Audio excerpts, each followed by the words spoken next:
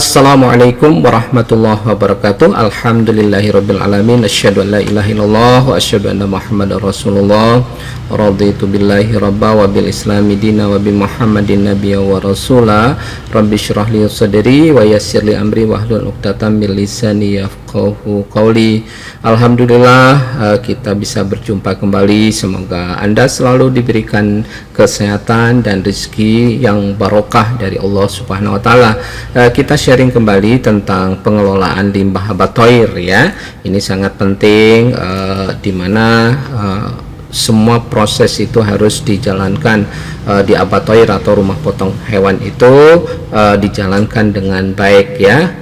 Nah, pengelolaan limbah abatoire ini ya atau rumah potong adalah aspek yang penting di dalam industri peternakan. Untuk apa? Untuk mencegah dampak negatif terhadap lingkungan dan kesehatan masyarakat. Limbah dari abatoire umumnya mencakup cairan ya, bisa dalam bentuk darah, air pencucian atau padatan atau sisa-sisa hewan, bisa juga dalam bentuk tulang ataupun organ ya, dan emisi gas, bau dan gas rumah kaca nantinya. Berikut ini adalah langkah-langkah utama di dalam pengelolaannya ya. Yang pertama kita lakukan pemilahan ya, dipilah ya berdasarkan jenis limbah. Nah, pemilahan ini dilakukan pada tahap awal pengelolaan limbah untuk memisahkan misalnya limbah yang berbeda sifatnya. Nah, misalnya limbah padat ya, meliputi bagian tubuh hewan seperti tulang, jaringan lunak, bulu, bisa juga dalam bentuk organ dalam dan sisa-sisa pemotongan. Nah, ada bagian yang bisa dimanfaatkan kembali seperti kulit, tulang untuk produksi gelatin atau daging untuk bahan baku industri pakan. Kemudian yang berikutnya adalah limbah cair ya, termasuk darah, air pencucian, sisa cairan dari tubuh hewan, dan air bekas membersihkan area pemotongan. Nah, limbah ini perlu diolah untuk mengurangi kandungan bahan organik dan zat-zat pencemar sebelum dibuang ke lingkungan. Berikutnya adalah limbah gas ya. Limbah gas ini umumnya berupa bau ataupun emisi gas rumah kaca seperti metan ya, gas metan atau CH4 dan amonia NH3 yang dihasilkan dari proses penguraian organik di area pemotongan. Itu beberapa hal yang harus dilakukan. Nah, yang kedua, pemilahan berdasarkan sifat berbahaya ya. Pemilahan juga harus memperhatikan potensi bahaya dari limbah. Limbah yang bersifat berbahaya harus dipisahkan dari limbah yang aman untuk diolah lebih lanjut tentunya ya. Jadi misalnya limbah infeksius, misalnya bagian tubuh hewan yang terinfeksi penyakit. Nah, ini harus dipisahkan dan diolah secara khusus untuk mencegah penyebaran penyakit tersebut ya. Oke, kemudian limbah non infeksius. Jadi sisa jaringan hewan yang sehat dapat diolah untuk produksi kompos ataupun bahan lainnya. Kemudian yang ketiga, pemilihan untuk pemanfaatan kembali ya. Jadi pemilahan limbah untuk tujuan pemanfaatan kembali atau recycling ya sangat penting dalam mengurangi jumlah limbah yang dibuang dan memaksimalkan penggunaan sumber daya. Pemanfaatan kulit ya. Kulit hewan dapat dimanfaatkan oleh industri kulit setelah dibersihkan dan diproses. Ini salah satu contoh ya. Kemudian pemanfaatan tulang dan lemak. Tulang dan lemak hewan bisa diolah menjadi bahan baku untuk industri pakan ataupun produksi biodiesel. Kemudian yang berikutnya adalah daur ulang darah. Jadi dalam beberapa kasus darah dapat diolah menjadi produk-produk seperti pakan hewan ataupun pupuk organik setelah melalui proses sterilisasi. Yang keempat, pemilahan berdasarkan potensi energi ya. Jadi limbah organik dari abatoire itu memiliki kandungan energi yang tinggi dan dapat diolah menjadi biogas misalnya ya. Yang tinggi ya maksudnya diproses ya lebih lanjut dengan biofermentor nantinya akan dapatkan biogas. Nah, untuk ini perlu dilakukan pemisahan antara limbah yang bisa dimanfaatkan untuk energi dan tidak. Limbah organik kaya energi, limbah yang mengandung banyak bahan organik seperti darah, sisa jaringan dapat diproses menjadi biogas melalui teknologi anaerobic digester ya. Nah, limbah yang tidak bernilai energi, limbah seperti bulu dan bagian-bagian yang sulit diurai secara biologis bisa dibakar ya menggunakan insinerator ya, dibuat secara khusus. Nah, kemudian yang kelima, pemilahan limbah cair. Pemisahan antara limbah cair yang dapat didaur ulang dan tidak. Misalnya air bekas pencucian yang masih bersih bisa didaur ulang untuk mencuci kembali, sedangkan air yang tercemar berat ya harus melalui proses pengolahan lebih lanjut sebelum dibuang. Nah, kita coba ya membahas tentang pengolahan limbah cair. Pengolahan limbah cair di abatoir sangat penting untuk mencegah pencemaran lingkungan, terutama perairan ya. Limbah cair abatoir terdiri dari darah misalnya, sisa cairan tubuh hewan, air pencucian dan cairan lainnya yang mengandung bahan organik yang tinggi, mikroorganisme dan zat-zat kimia yang berpotensi nantinya akan mencemari jika langsung dibuang ke lingkungan ya. Berikut ini ada beberapa metode pengolahan limbah cair yang bisa dilakukan untuk abatoir ya atau rumah potong hewan. Yang pertama adalah pengolahan secara fisik. Pengolahan fisik adalah tahap awal yang dilakukan untuk memisahkan partikel kasar dan padatan yang tersuspensi di dalam limbah cair tersebut. Kemudian kita lakukan screening atau penyaringan ya. Proses ini menggunakan saringan kasar untuk menghilangkan benda padat seperti potongan daging ya, ada bulu dan partikel besar lainnya yang dapat mengganggu proses pengolahan lebih lanjut. Kemudian sedimentasi. Jadi limbah cair dialirkan ke tangki sedimentasi di mana partikel padat mengendap di dasar tangki tersebut dan air yang lebih jernih mengalir ke tahap berikutnya. Padatan yang mengendap biasanya diolah lebih lanjut sebagai limbah padat ya. Kemudian kita lakukan proses flotasi ya. Metode ini digunakan untuk memisahkan lemak misalnya, minyak dan padatan yang terapung di permukaan air. Limbah cair diolah dengan tangki flotasi di mana gelembung udara digunakan untuk mengapungkan zat tersebut kemudian dikumpulkan di permukaan. Nah, berikutnya adalah pengolahan kimia. Pengolahan kimia digunakan untuk menghilangkan zat-zat pencemar dengan menggunakan bahan kimia yang meliputi misalnya kita lakukan koagulasi ya dan flokulasi. Nah, bahan kimia koagulan seperti aluminium sulfat atau besi klorida ya ditambahkan ke dalam limbah cair untuk mengikat partikel yang halus sehingga membentuk gumpalan atau flok ya yang lebih mudah diendapkan ataupun disaring. Proses flokulasi ini membantu menggumpalkan partikel ini sehingga mudah nantinya dipisahkan. Nah, kemudian netralisasi ya, proses ini digunakan untuk menyeimbangkan pH limbah cair terutama jika limbah tersebut bersifat asam ataupun basa.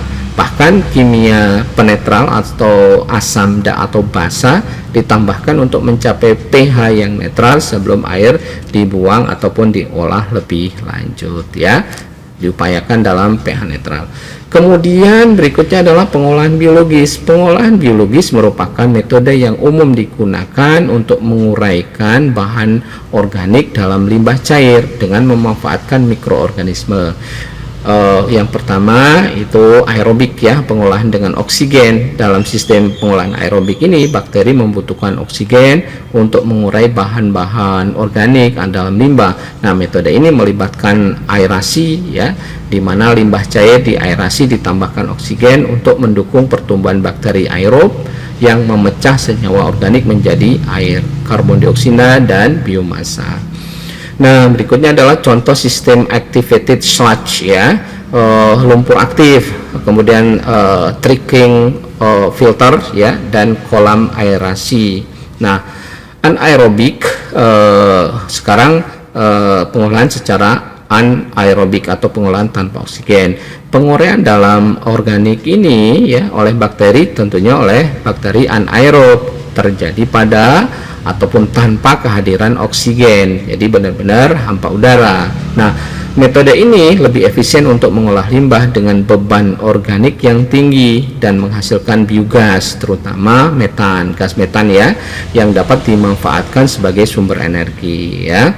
Kemudian contoh sistemnya reaktor anaerobik seperti upflow anaerobic sludge blanket ya, UASB, itu juga bisa digunakan ya. Kemudian pengolahan lanjutan atau tersier. Setelah tahap-tahap awal, limbah cair mungkin masih mengandung sisa-sisa polutan. Oleh karena itu, pengolahan tersier ini dilakukan untuk memastikan ya kualitas air itu memenuhi standar lingkungan sebelum dibuang ya. Kemudian kita lakukan misalnya filtrasi. Air limbah disaring melalui media filter seperti pasir ataupun karbon aktif untuk menghilangkan partikel tersisa ataupun polutan tertentu seperti logam berat ataupun senyawa organik berbahaya. Kemudian disinfeksi ya, limbah cair diolah dengan bahan kimia seperti klorin atau melalui sinar UV untuk membunuh mikroorganisme patogen sebelum dibuang ke lingkungan. Kemudian berikutnya adalah kita lakukan penghilangan nitrat dan fosfat. Jadi beberapa sistem tersier mencakup pengolahan tambahan untuk menghilangkan senyawa nitrogen dan fosfor yang bisa menyebabkan eutrofikasi di perairan alami nantinya. Nah, berikutnya adalah kita pemanfaatan biogas ya. Jika pengolahan biologis anaerobik digunakan, limbah cair yang kaya bahan organik dan dapat diolah menjadi biogas atau metan ya melalui proses fermentasi anaerob. Biogas ini bisa nanti dimanfaatkan sebagai sumber energi untuk keperluan apa? Untuk operasional abatoire tentunya, seperti untuk memanaskan air ataupun juga bisa menghasilkan listrik ya. Yang keenam itu pengolahan lumpur. Lumpur yang dihasilkan dari proses pengolahan limbah cair seperti dari tangki, sedimentasi atau reaktor biologis harus dikelola dengan baik. Nah, lumpur tersebut biasanya diolah lebih lanjut melalui proses dewatering ya, pengurangan kadar air, dan kemudian dimanfaatkan sebagai pupuk ataupun diolah lebih lanjut melalui proses anaerobik. Kemudian berikutnya adalah pemantauan kualitas air limbah. Setelah proses pengolahan, limbah cair harus dipantau kualitasnya secara rutin untuk memastikan bahwa parameter penting seperti BOD, biochemical oxygen demand ya, COD, chemical oxygen demand ya, kadar zat padat tersuspensi TSS ya, kemudian pH-nya dan kandungan mikroorganisme patogen sesuai dengan standar yang ditetapkan sebelum dibuang ke lingkungan ataupun saluran pembuangan. Nah, berikutnya adalah pengolahan limbah padat ya. Pengolahan limbah padat di abatoire ya, rumah potong hewan sangat penting ya untuk meminimalkan dampak negatif terhadap lingkungan, kesehatan, dan tentunya masyarakat ya, kesehatan masyarakat veteriner tentunya ya. Nah, limbah padat dari abatoire meliputi tubuh hewan seperti tulang, organ, jaringan, ada bulu di situ. Kemudian sisa-sisa pemotongan. Selain itu ada limbah padat lainnya seperti kemasan dan bahan lainnya yang digunakan dalam proses produksi. Nah, pengelolaan limbah padat ini harus tepat ya, sehingga dapat mengurangi limbah nantinya, mengubahnya menjadi produk yang bermanfaat dan menghindari tentunya pencemaran. Nah, tahapannya dimulai dari rendering. Rendering adalah salah satu metode paling umum untuk mengolah limbah padat organik ya, terutama dari abatoire. Nah, proses ini melibatkan pemanasan jaringan hewan seperti lemak, jaringan otot, dan organ. Untuk memisahkan lemak dan protein, hasil dari rendering ini meliputi lemak hewan atau tallow ya, lemak ini bisa digunakan dalam industri sabun misalnya, industri kosmetik, ataupun bisa digunakan sebagai biodiesel. Nah, selanjutnya adalah protein hewani, meat and bone meal ya. Jadi hasil protein ini sering digunakan sebagai bahan baku untuk pakan ternak, meskipun penggunaannya terbatas tergantung pada regulasi dan keamanan pangan serta penyakit tentunya. Nah, proses rendering ini membantu mengurangi volume limbah dan mengubahnya menjadi produk yang bernilai ekonomi tinggi ya.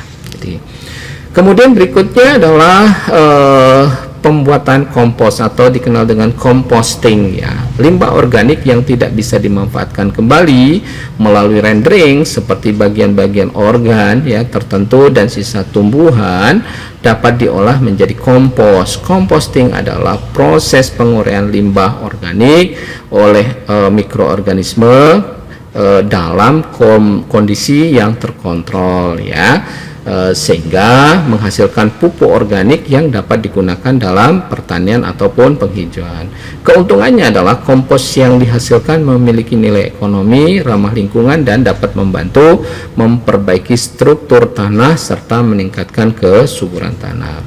Yang ketiga, dilakukan insinerasi atau pembakaran.